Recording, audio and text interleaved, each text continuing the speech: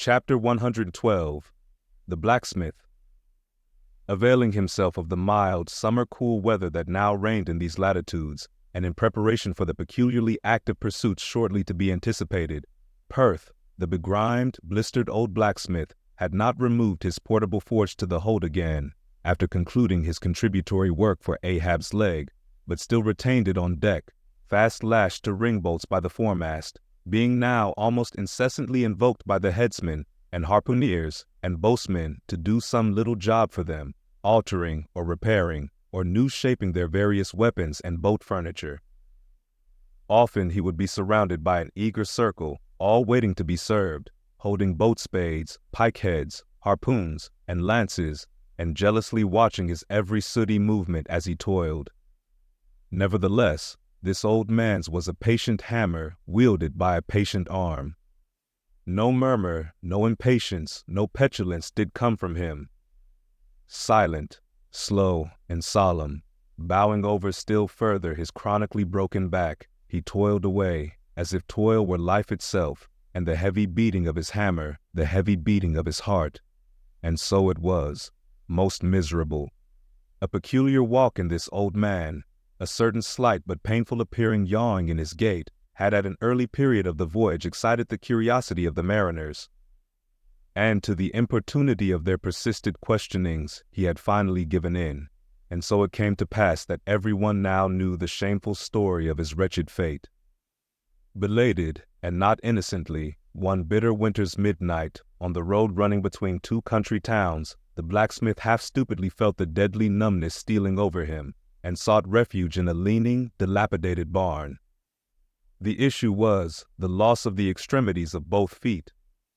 Out of this revelation, part by part, at last came out the 4 acts of the gladness, and the one long and as yet uncatastrophed 5th act of the grief of his life's drama. He was an old man who, at the age of nearly 60, had postponedly encountered that thing in sorrow's technicals called ruin. He had been an artisan of famed excellence, and with plenty to do, owned a house and garden, embraced a youthful daughter-like loving wife, and 3 blithe, ruddy children, every Sunday went to a cheerful-looking church planted in a grove. But one night, under cover of darkness, and further concealed in a most cunning disguisement, a desperate burglar slid into his happy home and robbed them all of everything. And darker yet to tell, the blacksmith himself did ignorantly conduct this burglar into his family's heart. It was the bottle conjurer. Upon the opening of that fatal cork, forth flew the fiend and shriveled up his home. Now, for prudent, most wise and economic reasons, the blacksmith's shop was in the basement of his dwelling, but with a separate entrance to it, so that always had the young and loving healthy wife listened with no unhappy nervousness, but with vigorous pleasure, to the stout ringing of her young-armed old husband's hammer, whose reverberations, muffled by passing through the floors and walls, came up to her, not unsweetly, in her nursery. And so, to stout labor's iron lullaby, the blacksmith's infants were rocked to slumber.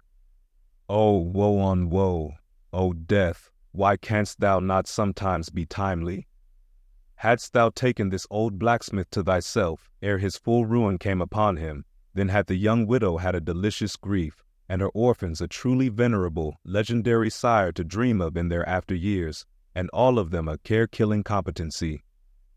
But death plucked down some virtuous elder brother, on whose whistling daily toil solely hung the responsibilities of some other family, and left the worse than useless old man standing, till the hideous rot of life should make him easier to harvest. Why tell the whole?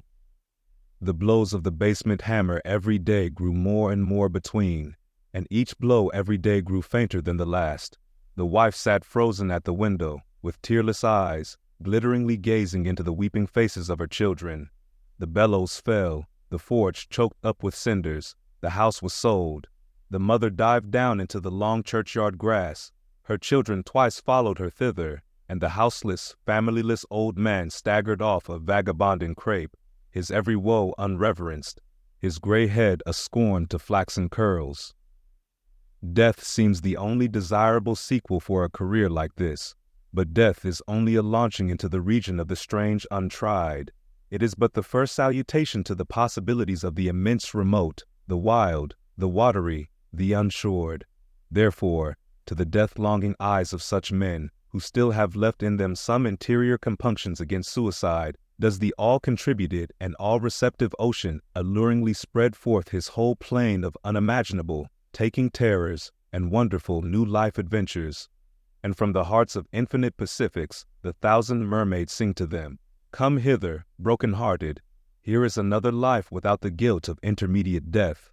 Here are wonders supernatural without dying for them. Come hither, bury thyself in a life which, to your now equally abhorred and abhorring, landed world, is more oblivious than death. Come hither, put up thy gravestone too within the churchyard, and come hither till we marry thee." Hearkening to these voices, east and west, by early sunrise and by fall of eve, the blacksmith's soul responded, I come." And so Perth went a-wailing. Speed up your reading and enhance your memory with Moby Dick by your side. Choose the tactile joy of a physical book or the convenience of Kindle and discover a deeper way to dive into this classic. Pairing the audiobook with the text takes your understanding and retention to the next level. Ready to transform your literary experience? Check the link in the description and pick the perfect format for you. With EchoTales Audiobooks, Moby Dick awaits. Dive deeper, read faster, remember more. Get your book now.